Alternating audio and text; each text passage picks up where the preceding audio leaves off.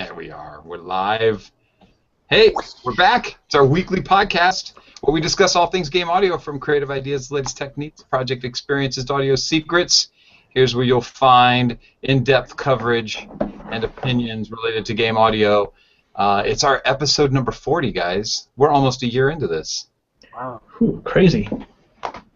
It's pretty awesome, right? Well, hey, let's start with saying hi to Matt Piersall, our new panelist. Matt! Hey guys, how are y'all? We're good. Thanks, That's great. Okay, thanks. They answered you in the chat room. Oh, good. Well, maybe not yet, but we won't wait for it. Vince, how you doing? Doing all right. Hey, you can see in the back, I finally got some new non-allergy-inducing sound panels, so I'm feeling pretty good right now. I saw them. I was going to wait to ask what was going on there. Did you put the old ones back up? But no, you got new ones, huh? Yeah. No, the old ones are with another audio engineer who's doing pretty well. He's got his own studio in LA, and he was very happy with those. Turns out he actually bought just a few more to supplement the space from the space where I got my sound panels from. But yeah, these are new material, new fabric as well, and yeah, I am able to hear, which is You're feeling better? Cool.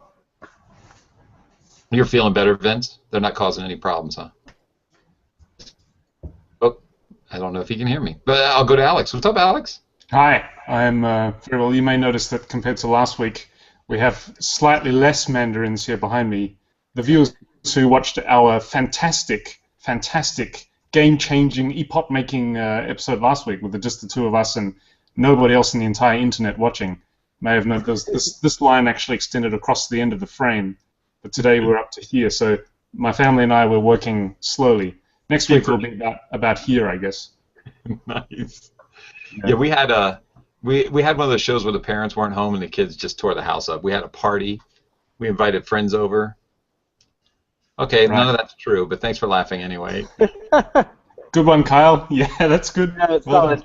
I know my jokes are bad, but for Christ's sake, people, give me a... I'm sorry, like, I was laughing because Vince, he obviously got kicked offline.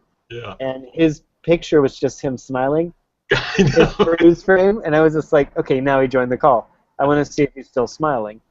That was so funny. I saw it too. I couldn't stop staring at it. I was like... You know, that's oftentimes what happens when I tell a joke too, is the whole place just gets quiet and people freeze. It's pretty bad. Vince is back. Hey, Vince. I'm back. Hi. Sorry about that. You never know when it's going to happen. It's the Googs. Yeah. Well, I think it's actually a couple of things. I forgot to resize my video window, which is kind of important because Chrome on Mac does not support hardware acceleration. So it struggles like mad if I have the window occupying most of the screen. So right now, you guys are occupying just maybe a tenth of my MacBook Pro monitor, which I think is fine. Ah, nice. Yeah. I'm sorry it happened. Yeah, we love you too, Vince. We love you too. Ironically. Anyway, do you want to introduce the topic, Vince? Sure. So, I think the train is agreeing with that too. That old train's a calling my name. Yeah. So It'll pass by. It will pass by. Yeah, That's let awesome. it go. Just let it rip. Okay, so basically, I wanted to show a track that I worked on just about 2 years back. And it's a pretty interesting track because I kind of like what it is. I like the sound of it. It's sort of the thing that I do. But it's interesting that trying to navigate that fine line between inspiration and outright plagiarism. And I think I actually did a good job of that until I realized that I unwittingly aped another song that I totally did not realize, but it's a really freaking famous song. It's, you know, one of those top 40s, yeah, you know the song. And before I tell you what songs I was thinking about and what songs I hear when I listen to it, I figure I'll show you guys right now. in the chat. So it's on my SoundCloud right now. If you go to SoundCloud and search for my name, Vincent Diamante. But right now, let us listen to it here. I'm going to mute my mic. Okay, here we go.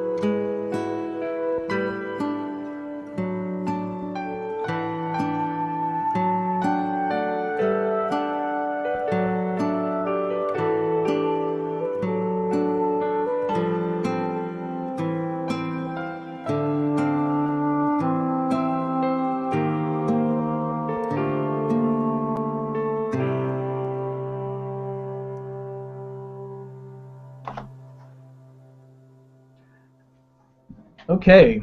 That's really good. That's very good. Oh. So thanks. So we got that track, and it's not bad. I mean, I think it's pretty good. And it's not your typical video game music, which is kind of nice. I like doing that type of stuff. And for that, I actually had some pretty specific inspirations, actually. I let one of my friends listen to it, and he actually was able to point those things out right away. Well, one of them is not too well known. There is a composer in Japan who who sometimes composes, but he's more of a studio guitarist, actually. This dude named Hogari Hisaaki. And he's a very cool dude. He doesn't get nearly enough credit as a composer, but he does some really wonderful stuff. And so that style that he's got is great.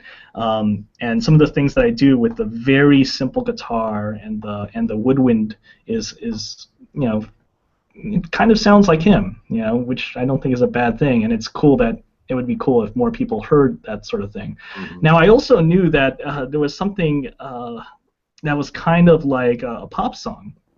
And this is actually a very famous song. It's Fleetwood Mac's Landslide. Yeah. And if you listen to that guitar line, and if you just elaborate on that a little bit more, and then you could totally hear Stevie Nicks coming in with the lyrics. It's like, oh, okay, that's okay. It's not a problem. That and it's really just the chord progression, right? Mm-hmm. And chord progressions and harmonies are, in the legal world of music, is not subject to copyright. You cannot copyright a chord progression. You just can't. And I was like, okay, cool. This bass line that's walking around. I'm doing all this other stuff with the guitar and the woodwind. That's different. So I'm okay. I don't have to worry about any Fleetwood Mac lawyers coming to me. What got really, really close, though, however, is that melody line. I wonder if the chat room can guess. Wait. I wonder if the chat room can guess the song. Yeah, I wonder. I'm going to just sort of play the melody line by itself, because I got my clarinet here. Let's see if I can play this.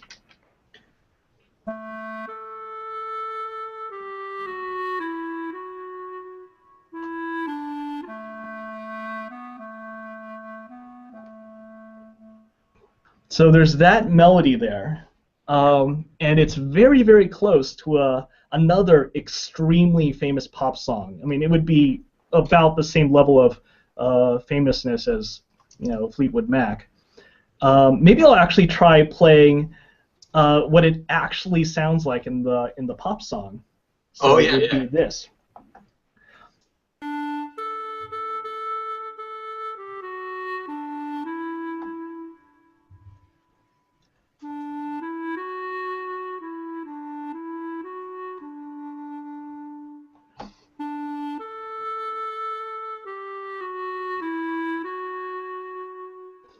Can you get it from that? Or do I need some raspy vocals? Raspy vocals, please. All right, it's like it's a good sign that we can't pick it up. Yeah, but I'm actually worried about that because you're not picking it up, but it actually shares the same key, the same rhythm, and really it's just two notes that are different. Wow. So if I say this, Matchbox 20, it's not quite Matchbox 20. It's actually unless it's another Matchbox 20 song that I'm not thinking of, but it's Goo Goo Dolls. Yeah, Matt's got it. Matt M gotcha. Yeah. You know what I was going to do is have you play it again, and then I was going to hold up. Have you tried this? Have you held up? Darn it! Hold on, let me get there. Sound Hound or something? Have you? Oh yeah, try doing that. I wonder if it would pick it up. I'm not sure it would. I mean, there's a couple of things that are noticeably different. One is the first note is different. So for the Goo Goo Dolls song Iris, it goes when I'll do solfege, do so so so, do so. While my own song it goes so so. Oh. Which is an octave leap instead of a fifth. Okay, that's just one note. It's still really close. The other note that is off, when in the Goo Goo Dolls song, it goes so fa mi do re, and in my song it goes so fa mi re mi. And I was actually thinking about that. I'm wondering, is this too close? This is actually really close. And yeah, as Matt also mentions, yeah, the tune is in 6/8. It's actually in the same key. Both songs are in D major. And so that got me really worried about this. So I sent out the songs to a couple of different music composers who have some experience doing stuff like sound-alikes. You know, there's a whole world, a whole industry of doing things that are kind of like a band, kind of like a song, but are off just enough to not get into legal trouble. And one person said, this is actually pretty close, and you might want to change some more stuff. The other said that I was actually pretty safe in this regard, because a lot of the song, a lot of the melody after those first 6, 7 notes goes off in a totally different direction. So, you know, you can't just think of like a particular part of the melody, but legally you have to look at what comprises the entire melody. And in that regard, you're safe.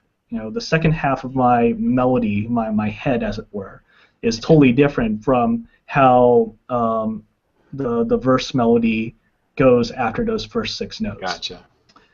So I personally feel, though, that there's something that's we haven't talked about yet, which makes it uniquely yours, which is the context of it is entirely different than a Goo Goo Dolls song or the Landslide, and the Stevie Nicks song. Your context is entirely different. Also, your production is extremely different. And so, personally, for me, like, had I heard that in a game and I was, like it was a moment in the game, or I was in a level and I was playing the game and hearing the song, I would probably not personally think that, because I think part of, like, say, like, take sound design, for example, part of doing things that are interesting with sound design are taking sounds that you know very well and recording them straight up and then putting them in a different context. So I think the same is true of music. You just change the context of the song. The notes might be very similar, but what notes aren't similar to something that's out there that someone has done before? Yeah. To plagiarism and the legal implications of all of that, what role does instrumentation play? Because obviously the instrumentation in your piece is completely different from the Goo Goo Dolls song. And so when I heard your song, and then I heard the Goo Goo Dolls song, I mean, yeah, they sort of sound similar, but the instrumentation and, as Matt said, the context that comes from that is so completely different that I would never have assumed that somebody might even assume that, oh, he just got that melody from the Goo Goo Dolls. What role does instrumentation play? Well, if it comes down to it, the instrumentation, the arrangement has no factor, actually, on the melody there. You're just supposed to, when it comes to the legal issues, it's all about, is the melody the same or not? And sometimes it's happened in court where people would actually perform the songs, but actually what would happen in all of the various court cases is that they would be performed on the same instrument between both songs. Okay, I have a guitar, an expert witness will be called in, and he will perform the melody for song A on the guitar, and then he will perform the melody for song B on the guitar. So the arrangement actually is specifically not to have a factor in deciding whether the melody and the lyric, but lyrics don't matter in this, but the melody, if it's actually infringing or not. What happens if the melody, even though it's the same, was supported by a different progression underneath? Because I could hide a song by having a completely different progression that made you not think about the Goo Goo Dolls. Is that something that could get you by legally? No, actually, the harmonic progression underneath doesn't have a factor. So I mentioned before, the harmonic progression is very similar to Fleetwood Mac. If you listen to the beginning of that song, it's pretty much the same thing. That fa mi re mi, just the guitar is elaborated on, and it's no problem that I use the same harmonic progression as that. on the other hand, now that harmonic progression is totally different from what is in Goo Goo Dolls, which is starts tonic instead of mine, which starts subdominant. But again, that's not a factor. It's only about the melody, and that's it. That's too bad, because that really does tighten down. I guess what I'm saying is, what's the purpose in being that tight about the protection? Like if somebody said, hey, I'm Paul McCartney and I wrote this great song, and Kyle just did this thing for a game that has the same melody as me. I won a bunch of money. But if nobody knew it sounded just like a Paul McCartney song except for Paul McCartney's lawyers, because all the progression was different and everything. I mean, what's he trying to protect? Or what's the person trying to protect by getting involved at just a melody level? You would think that they would want to look at the whole thing to see if you're trying to rip off the artist. And in your case, and of course it would be a similar case in my example, it would be an accident that you sounded like somebody else. It almost seems like they've restricted it just to melody so that they can win court cases rather than be realistic about it and say, no, this song doesn't sound anything like mine even though it shares the same melody. Yeah, because you could... Go ahead, please. Yeah, you could sort of become a plagiarism troll, and you could sort of create mathematical permutations of every single melody in every single key, in every single rhythm, release all of them, just go after everybody. It sort of doesn't really seem practical. It's a really good side business. No. Sorry, Matt. Go ahead. I stepped on your line. No, I just said that's a really good side business. Yeah. Yeah, like I personally don't feel... I think that we're all influenced by so many things that we don't even realize that we're influenced by, that it's impossible to sort of break these things down into what we're actually, like, what's influence versus what is pure plagiarism. When you see a case of pure plagiarism, I think it's a very different thing. Like, there's a couple of instances within the last maybe 5 to 10 years. I want to say there's a band called Crystal Castles that does sort of 8-bitty punk rock music, and they basically were finding guys in the demo scene doing Commodore music and completely lifting their songs. Timbaland also was Crystal Castles released entire albums where they basically stole music from the demo scene, the Commodore demo scene. Wow. They don't call them covers or tributes in that case, do they? They just completely name them as their own songs, because that also has a big implication too on whether it's plagiarism or not. Yeah, they named them as their own song. It's a guy and a girl. They basically took the pieces of music, slightly rearranged it, but it was samples of like full like 4-bar loops, 8-bar loops, and then they wrote lyrics to them. They basically kept the same type of instrumentation, and then they made cover art and toured the world and got kind of famous for it, until guys in the demo scene were like, hey, like, some guy in the Netherlands is like, I wrote that song on a Commodore whatever SID station. Yeah. And so they kind of finally had to pony up. Timbaland, the guy, the hip-hop producer, did the same thing. He was finding these sort of these Eastern European guys doing chiptune music, or Scandinavian, doing chiptune music, and basically like lifting their stuff and putting it in major pop songs. And when you go back and forth, like, okay, another good example in this case is Daft Punk.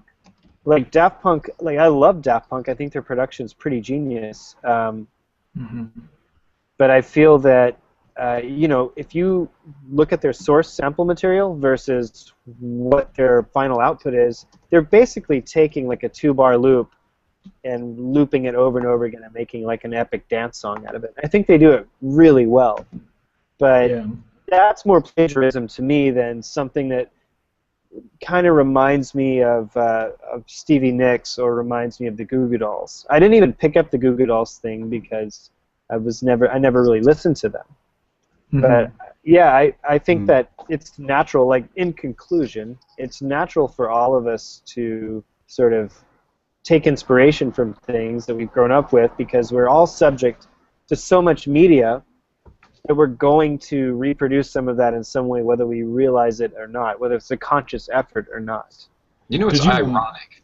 Oh, go ahead, Alex. I'll wait. Oh, sorry, did you guys see that really interesting mini documentary series that was released on YouTube and Vimeo called Everything is a Remix? No, that sounds I amazing. didn't. It's a 4-part little mini series by, if you search for Everything is a Remix in Google, you'll find it, no doubt. It's a little 4-part, maybe takes about 30 minutes to watch in total, where I think his name was Kirk Ferguson, I think it might have been, a videographer, makes a little documentary about how things in the creative world tend to be just basically remixes or clones of things that have come before. And one of the more memorable examples that he gives in that is Led Zeppelin. And a lot of the Led Zeppelin songs are extremely close to sort of American blues rock equivalents from earlier. Right. And it comes the bit where it gets really awkward is that legally, I think, for example, the intentions of somebody like Vince writing the song, he's just playing, obviously when you're creating the song, you're not thinking of the Google Dolls. That's completely out of your mind. You're just playing what you think fits the arrangement and what feels nice. The intention there versus somebody like perhaps what's it called, Matt? Crystal Castles. Right. Where the intention in that case is, wow, we really love this melody and we want to use it, so let's just take it, let's just use it for our own. Where it legally gets really awkward is that it's very difficult to then say, well, Vince's intentions were good, whereas those other guys' intentions were not good. Vince didn't have any ideas that day, so he just stole a melody from somebody. You can't in a court that doesn't hold up, of course, but. As Matt said, I agree that so much of what we do it comes from our influences in the past, and when you're just playing music and you're just improvising yourself, trying to come up with melodies or harmonies or whatever, it's probably impossible to completely avoid sounding like somebody sometime somewhere in the world. Absolutely. What's ironic is as a guitarist, I'm often asked to sound like somebody else. Thank God there's no plagiarism at that level. Hey, I need you to sound like Jimmy Page, and you go, okay, well, what album? Because then there's all this research on the internet of what amps, what where the microphone was, what guitar he used, what kind of slide was it, a bottleneck slide or a brass slide? All that information's on the internet so that you can figure out how to sound just like that person. So thank God there's no plagiarism at that level. Well, I mean, game audio, in many cases, when you make a living at it, is, and I'm not going to say it's plagiarism, but a lot of times you have producers asking you to do something like this, for the most part. Yeah, because people are, like they just want to reference things. So when they're working on the soundtrack for the next big game, it's very rare that someone says, I want to make the soundtrack as, like, say, a producer. It's very rare that they say something poetic about the experience of what it's going to be like. More often than not, they're going to go, like, mix, like, whatever, John Zorn and, Hans Zimmer. Or something. That would be epic, but no one's ever... Awesome. But, yeah. It's very. They're always going to say, it's like, I want it to feel like Star Wars, or I want it to feel like whatever, whatever it may be. Yeah, it's sad. We've talked about that at length in the past. Unfortunately, it's very much alive and well in the game industry to sound like John Williams or somebody else. Yeah. So and then you've got to just make it sound different enough, because that's the trick, isn't it? I think that's what you're getting at, Matt, is that you do have to try to sound like that person. You want the gig, you want to do a good job, and that's what they've got in mind. And so you're, in some essences, you're actually just doing sound-alikes as best you can do of some, John Williams score that they've been using as themes for a while. And I mean, as a individual, you have to sort of ask yourself, is my sort of artistic persona more important than making a living? And a lot of times you just have to simply make a living. You have to make a living, yeah. But you've got other outlets for your artistic persona. I mean, I think all of us do other gigs to keep ourselves alive. I love what we do, though. Game audio, I do love it. And I don't mean to disparage it, because it's sad that a number of contracts or to sound like somebody, and it's not giving you the opportunity to just kind of be yourself. But the indie scene is really offering a lot more of that than anything else, and I think so. Yeah. But the big games, and I have to be pragmatic about it. You know, they have to hit some numbers. They know what the demographic wants to hear, and so they put the temps in there intelligently because they know it'll it won't get bad reviews as long as you can sound something like this from Star Wars or Alien. And so they go, okay, we got to hit that mark. If we hire a guy who just blows it out of the park, and my brain just went into a dangerous place. I'm trying to determine whether I should talk about it or not. But if you hit that spot, they're happy, and they might need you again for the next one. If you hit that spot and you do really well, and it becomes a unique kind of score, they're really happy and almost guaranteed you're going to get the next gig. There are people in our industry who can hit that spot. And there's part of me that really kind of gets disappointed. This is the dangerous part, because I think to myself, it's a real toss-up, right? Because you're thinking, I'm kind of getting tired of seeing certain names constantly on soundtracks. Let somebody else go in there and do some good work, But those persons are getting those contracts because they can hit that spot every time. And it's really kind of a muscle that you strengthen over time, and the more contracts they get at hitting that spot, they'll hit it, and they'll get better and better and better at it. And then when somebody new tries to kind of oust them, it's very difficult because you don't have that you haven't been exercising that muscle enough. Sure, and most of the audio, I think, like, if you really break down why people get hired, especially when you talk about music and sound, most of it's outsourced these days. Like a big majority of it is outsourced to a certain degree. The biggest thing that people at companies aren't musicians necessarily. Like, you're the most fucked on a project when the guy says, I play guitar and I really care about audio. Like, that's scary to me, because that guy's going to have a lot of, or that girl's going to have a lot of opinions on how things should sound. And they're not going to be able to do it themselves, but they're going to be very opinionated about it. So I feel that the majority of game developers are all about risk management. Like, that's the most important thing to them. They want to keep their jobs. They know that, like, the reality is that sound is not going to break a game. It will make a game, but it's not going to break one. If the game is good and the sound is kind of it's still going to be a pretty fun game. It's going to be a good experience. People always have the option of turning it down, and that's just the reality of what we do. Yeah.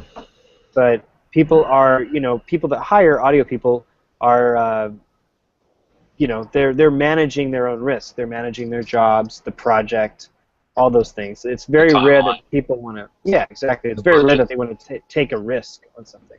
Yeah. Now this leads us into what Vince was going to talk about next, though, I think, right, Vince? Which is the where do you find your inspirations from? Yeah, definitely that. Although, Matt just sort of opened up a little can of worms in my head, and I just wanted to respond a little bit to that with, video games are a risk. Making a video game is a difficult thing. Obviously, there are things that are not risky, like, when it comes from a design perspective on a game, what I want to do is I want to make a match 3 game, and you can make that happen. And what is the risk in terms of whether you're going to get a match 3 game out of it or not? Well, probably not much risk, because it's well known how to do that.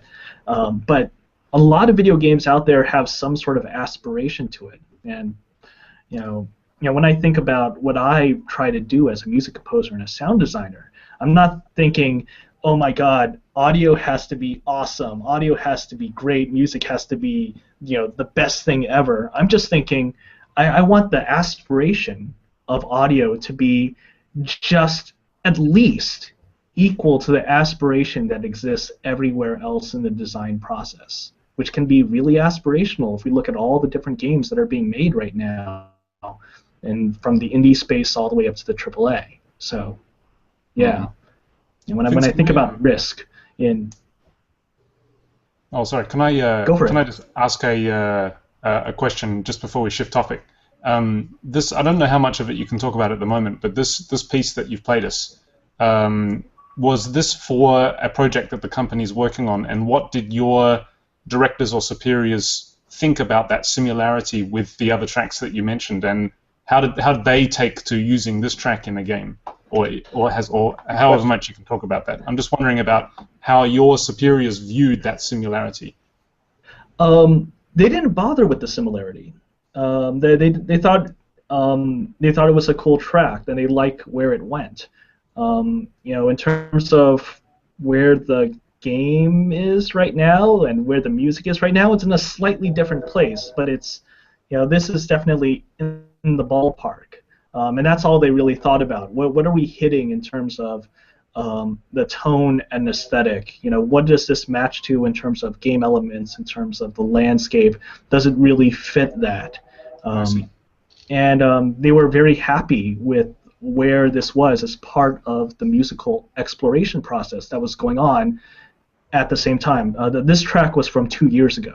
So at that time, there was also a lot of exploration that was happening with visual. What does what does it look like on the screen when you're playing the game, and just iterating on all those things. And I was iterating on all the stuff that would be coming out of the speakers as well. And they were just happy about that. It wasn't until later that I said, oh yeah, this thing actually is kind of close to a Goo Goo Dolls song, which really bugged me because I don't listen to Goo Goo Dolls. Fleetwood Mac is, Fleetwood Mac I'd listen to, sure. I mean, I actually really like them. Goo Goo Dolls, I don't care for them. That sort of, what are they, rock, adult, contemporary sort of stuff, right? That's not exactly my thing. And I knew it was a really famous song, and actually no one else at the company picked up on it until I mentioned it. So. Do you have a responsibility to mention it, or do you just let it slip by ordinarily? I mean, how many people have heard that and gone, let's just see if anybody notices? Yeah, I mean, I had to mention it. It was bugging me personally, Yeah. I kind of have a thing about... I just have a rule with any game project. I just never mention the fucking Goo Goo Dolls, ever. That's a good rule. Yeah. Or 7 Marry 3. Because isn't it said that the Goo Goo Dolls have written everything, so everything is just a derivative of a Goo Goo Dolls song? Or was that the Beatles? It might have been the Goo Goo Dolls. No, the Goo Goo Dolls started music. And the plagiarism trolls I've been talking about, they're doing it. They're like mathematically generating algorithmic melodies for every conceivable melody, possibly in every key. Yeah, and so they just they grab a news story and that's the lyrics, right? The answer is, guys, there's only one solution to all of this. We have to go microtonal. It's time for the revolution. Oh, man.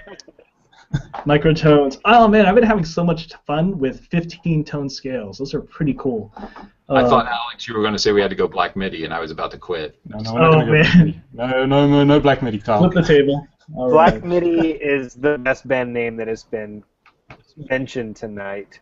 I don't know that. I'm not sure that Matt's familiar with exactly what we mean by Black MIDI. I don't. I have no idea. Oh, that would be a cool band name. That's the only time it'd be useful. Yeah, what's Black MIDI?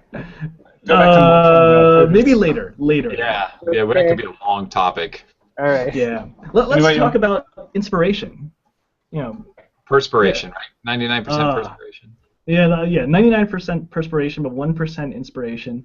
I was actually kind of wondering about you guys. I think it would be cool to share what we do when it comes to trying to stay fresh and inspired for any musical gig, whether it be a project that we're working on right now or just for, in general, between gigs, just trying to manage your life, trying to make sure that you're surrounding yourself with the right stuff. What do you guys do when it comes to keeping fresh with musical inspiration? Alex? Are you talking like for a game gig or just in general in your musical life? Well, for me, that's largely been one and the same. For me, it's kind of interesting. The stuff that I like writing is actually very different from the stuff that I enjoy listening to. So a lot of the stuff that I like writing, the thing that I showed just now, that's not too far off from what people heard in a game like Flower, for example. It's like it's very different. It sounds different. It's 5 years of production difference. Skill that I've acquired in that time definitely makes a difference, but it's pretty similar. But the things that I listen to are actually very dissimilar to that. I love a lot of retro game music. I love like really fast synth dance tracks. I like a lot of heavy metal, and I like to think about the stuff that happens in some heavy metal or more prog metal or fantasy metal, and sort of what that might translate into if I was one of the musicians on a project like that. And that creates a lot of interesting questions and answers in my musical brain. Wow, Alex, you want to go? So I'm just writing a little introduction in the chat room here for why we always joke about Black MIDI. Just for those of you who are not sure, we did an episode. Black MIDI is it's a mini genre of music that sets out to intentionally abuse what MIDI can do with remote controlling instruments. It's called black because on the piano roll it's all full of notes. It's just completely black, full of notes.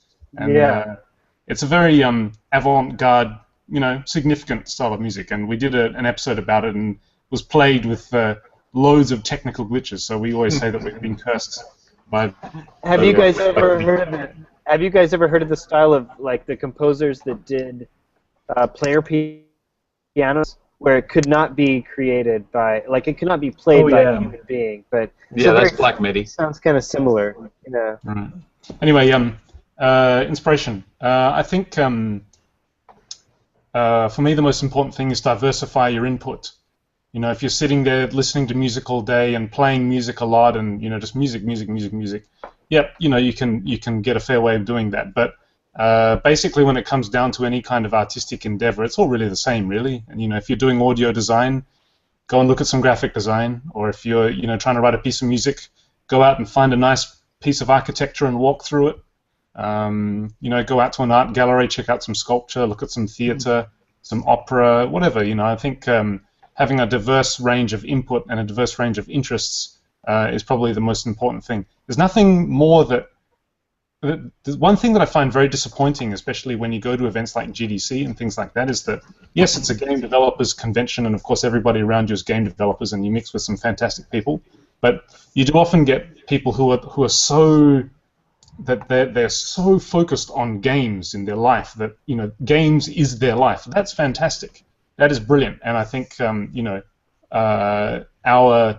our industry is of course enriched by people like that. But the thing is that there's so much beyond that artistically that when it comes down to it, you have so much you can get out of looking at a fine piece of sculpture musically, or if you go out and look at some like I said, maybe some nice landscape design, or have a look at some fashion design or things like that. I mean, just sort of stimulating yourself with different kinds of stimulus from different art forms is the best way to sort of diversify. And then when you sit down to write your piece of music, the result of that, all of that diverse input, will be far more sophisticated and far more, I think, refined than if you just spend every day, all day, just playing games and just listening to other people's game music. So are you suggesting, Alex, that it's easier to write music if you're dancing about architecture? Exactly. Yeah, one example of this is, I think we talked a little bit about it last week, Carl, that Japanese manga and Japanese anime is interesting because the people who draw that, they're so introverted in their view of the artistic world. They only look at other art by other artists. So everything that they do becomes a reflection, an internal reflection of what other people are doing. So, for example, if none of us listen to any other music except for what we're only writing, so if all four of us only listen to music by all four of us, eventually we would start to find reflections of our own work coming across, and it will become like this very, very tightly refined but homogenized thing. Yeah. Very, very small homogenized thing. That's exactly what manga art is, which is why it looks so distinctive, and they all look kind of similar. And it's a really interesting, artistic phenomenon. But I think a lot of that could benefit from, just sort of broadening a little bit and taking influences from other endeavors, I think. Matt BR in the chat room asked a question that kind of related to three things that I wanted to bring up. Starting with what he said is, how do you avoid sounding cheesy? I don't even worry about it. I don't know about you. I think Vince said he doesn't worry about it because, the stuff that you're going to be writing is being listened to by so many different people that are going to give it thumbs up and thumbs down, that the changes that you make typically to a piece ends up being kind of somebody else's vision, but you're the vehicle that delivered it. And so it doesn't necessarily meet with your internal standards of what you would want to write, but you still can't let go of your artistic vision for it, So you got to kind of be accepting that you're writing for somebody else, just like, painters back in the old days would be hired by very rich people in castles to paint something. They'd rather do some beautiful landscape, but no, they're doing the portrait of the guy's daughter. But it still looks really nice because they're very talented artists, And so I don't worry about whether it's coming out cheesy or not. And then on the other side of that is, the older I get, the more I appreciate the music that I thought was cheesy when I was younger and I wouldn't listen to it. And I think there's this great, well of new music that I arrogantly ignored in my 20s that now I'm listening to going, oh, well, I see the appeal, or I get what's going on there. There's some stuff that is still horrible and I won't listen to, but there's it's really interesting to rediscover music that you ignored when you were younger, because there is some value in that music, even if it's a genre you don't get into, which I've never been into country, but there is not a Willie Nelson song that I won't think is brilliant, because the guy is just amazing. But that leads me to the next part, which is that my inspiration came in stages, and I wonder if you guys are the same way. Like, when I was young and I was learning is when I really focused on the people that influenced me, and that changed. But eventually, the longer I stayed learning, and we're all still learning, but I mean actively seeking out songs by artists and trying to figure out how they, demystify their writing process and try to sound like them and play in cover bands or whatever you did. But during that time of learning, that's when I found who my influences were, and I really just soaked in everything I could by them. And then as I got older and I got more confident and started writing on my own stuff, I very quickly did not entertain writing like them, because I was trying to write my own stuff. Girlfriend just broke up with me. I got to write a song about it, right? That's a rule. Right. But then the song would sound weird because my influences weren't the type of people that ran around writing broken heart songs, So I think that we carry our influences forward, and they inform the music that we write. But I don't actively try to write like that person anymore. But the bad side about that, and this is part number 3, is as a professional person making money doing audio, I've taken these influences and mixed them in with who I am as a person emotionally, kind of like my musical DNA. And what comes out, 99.9% of the time, the game industry does not want to hear. And so I save that stuff for my projects, or doing little albums over here, or something like that, because that's who I am as a musical identity. But those influences, when I go to write something that has to meet a level of standard for the craft of the game, those influences still play a role, but they play a different role. Instead of just hooking up a bunch of weird pedals and stuff to my guitar and going out and playing soundscapes, I still use that sensibility of how you construct a soundscape when I'm trying to write something classical for a game. You know what I mean? So your influences still play a role, but they can play a different role, and actually can kind of inform you better, because I guess I've said enough. But I think it comes in stages. I think you learn. I think you then teach yourself how to write the music that represents who you are as a person, and then the third stage is now you write what people are requesting of you by using those things that you've learned in the past in those stages. You guys do it the same way? Actually, I was interested to ask, we haven't talked to Matt yet about Matt's source of inspiration. Indeed. Well, so I'm going to hit on what you said, Kyle, about the stages thing, and I think what you're essentially talking about is growth as an artist, from very young to when you're finally making money creating art. So yeah, I feel like when you're early in your career, you tend to find a couple of things, you focus in on it, and those are the people, those are the bands that you listen to and that you're influenced by, and you're not going to deal with anything other than this thing, and everything else is cheesy, you know. But I've like recently kind of fallen in love with dance music, and I would say that dance music right now is kind of a big inspiration. I would say for me, for inspiration, it's basically what Alex said, very similar. Like, just simply live life. Like, when you're in the box, when you're just playing video games and just listening to what games you're doing, you're only getting a tiny slice of what's possible. Listening to, like, guys like the LA beat scene is a good example. Those guys are doing really interesting things with technology and found sounds and Flying Lotus, Daedalus, all those guys are doing really cool stuff. For me, like, I've been DJing lately, so I'm forced to like listen to music again, and that's been very inspiring. Like, I used to think that getting someone to dance on the dance floor, making a dance beat that was gonna, inspire, that sort of party vibe, was like a really easy thing to do, and the more that I've done it, the more I realize how difficult it is. But I would say that it's as difficult as making like a really clean sound or a really memorable soundtrack. It's something that's like, it takes a lot of time and practice. But inspiration for me comes from basically changing my process frequently. So when you go into Pro Tools or when you go open whatever it is that you create music in, when you continually use that program, you're going to get habits, and those habits are going to form over time, and you're going to say, okay, well, I'm in Logic Pro, and I'm going to like open this plugin and start here, and I'm seeing the same timeline. But if you switch your process sometimes, like I recently did a couple of tracks for a small game, but I decided to write it only on an analog drum machine that I've owned for forever and barely used. So I had to like learn this drum machine, and I was like, there's going to be no plugins on this. It's pure analog synthesis and just the drum machine. Whatever I can do with that in Ableton is what I'm going to do. But Ableton with no plugins.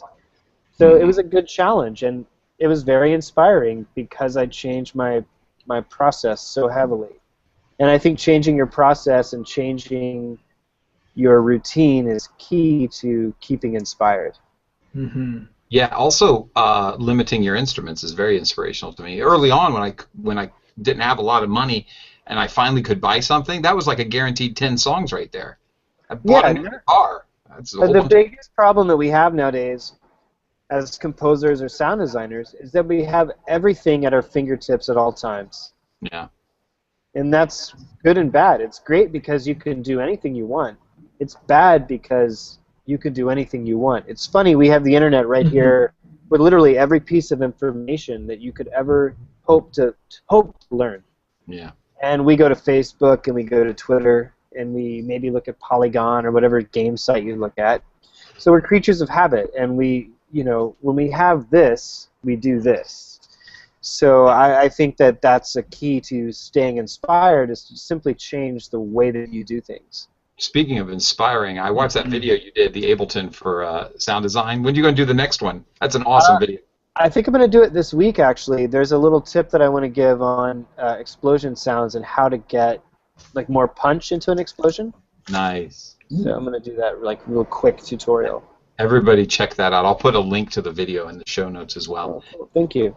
And Matt, you just put out a game too. I want to make sure you talk about that in the last couple of minutes. Oh yeah, okay. Sorry, we only have a couple minutes left. No, it's fine. I made a game called Cosmic DJ. I did it in Unity with a couple of friends. It was definitely a passion project. We're available. I'll put the link. We're on Steam right now, and we're on iOS. So whatever your preferred platform is.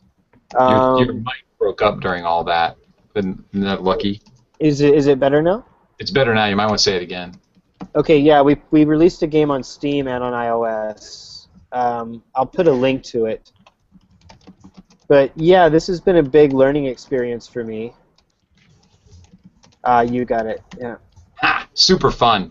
Yeah. Yeah. It's been a big learning experience because sometimes you have a passion project that you're so excited about, and it's just been really hard. I have new respect after doing a game for people that hire us to make their games. So Yeah. it's helped me. Maybe I can talk about it more next week or something. Well, we'll talk about it for sure. But in the meantime, everybody, I'll put the link in the show notes and stuff like that. Cool, that'd be awesome. Yeah, I know Alex has to get back to children. My kid shit on me recently, so I understand. It's a tough. It's yeah. No, we're yes. What Too you many said. Mandarins.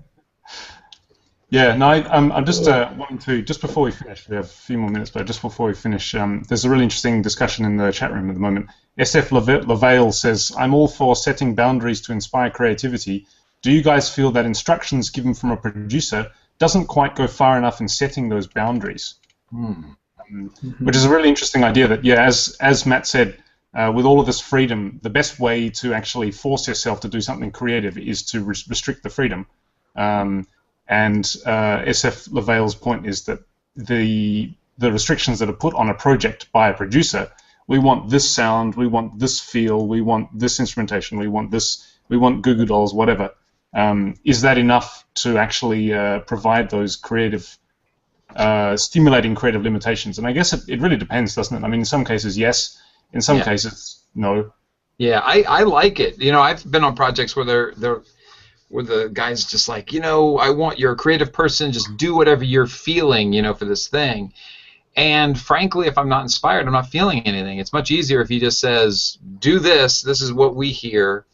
That's very useful because inspiration's a tricky thing, right? I mean, we all could look at the same piece of art, all four of us, and like it, dislike it, think it's okay, not be inspired by it. It's so simple, and you work on a lot of games, and not every single one of them is going to just like smack you in the heart where you're going to write your epic kind of thing. And so, as a matter of fact, the majority aren't. And so you want, like, at least I do, I want somebody to speak to me very literally about what they want.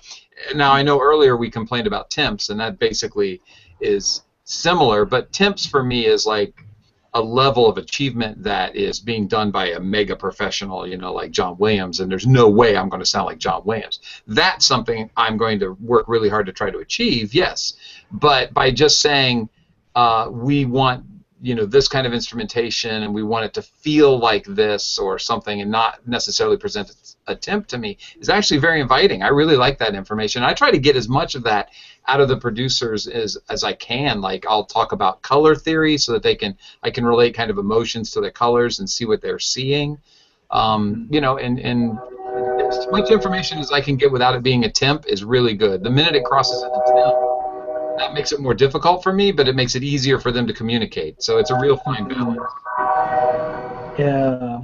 Challenges in and of themselves can be really inspiring. And it's rare to come across a producer that has, a little bit of musical know-how to understand what constitutes a challenge. Typically in game production, that's often what I see, on the team. A game designer has a challenge that is revealed by the other team, by the rest of the team, or an art director, he has a challenge in terms of poly count or the graphics tool that's been created by the engineering team. I'm challenging you to master this tool to make what our game is going to look like.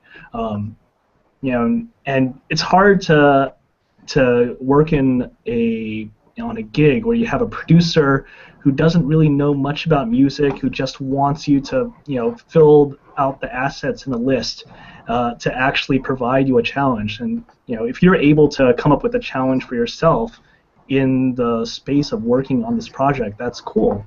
But It's also cool if you can, talk to the producer about what it is that can inspire you, how you can work in a way that challenges you to find what the game really needs to be. I want to add one last thing before I really have to go because I've got to pee in a major way.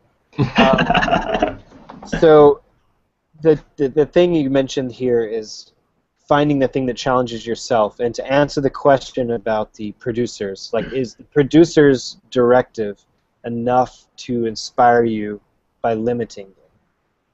The short answer is no.